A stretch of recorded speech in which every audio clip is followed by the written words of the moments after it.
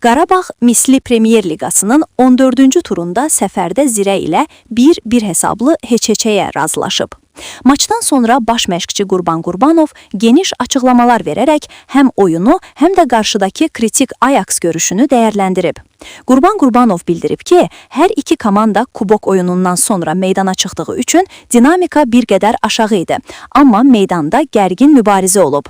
O, Zirənin son dövrlərdə daha da formalaşdığını, Rəşad Sadıqovun hər maçda taktiki sürprizlər etdiyini xüsusi vurğulayıb. Baş məşqçi Montiel barədə də danışıb və onun 3 müxtəlif mövqedə oynaya bilən universal futbolçu olduğunu deyib.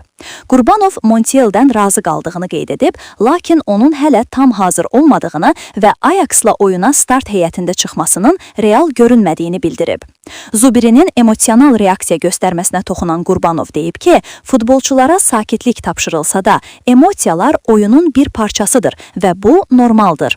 Ajax maçına gəlincə, Qurban Qurbanov rəqibi analiz etdiklərini, onların son oyunda sistem dəyişikliyi etdiyini, buna görə də əlavə taktiki düşüncə lazım olduğunu vurğulayıb.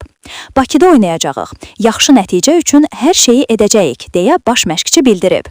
Ramil Şeydayevin durumu ilə bağlı isə o, futbolçunun istəkli və intizamlı olduğunu, daha çox oyun vaxtı aldıqca əvvəlki formasına qayıdacağına inandığını qeyd edib. Qurbanov komandanın ümumi vəziyyətindən razıdır və məşqlərdə 20 aktiv futbolçunun olmasının rəqabəti və komanda formasını yüksək səviyyədə saxladığını bildirib. Sizcə, Qarabağ Ajax'la həlledici oyunda yaxşı nəticə əldə edə biləcəkmi? Fikrinizi yazın. Daha çox futbol xəbəri və təhlili üçün kanala abunə olun, videonu bəyənməyi unutmayın.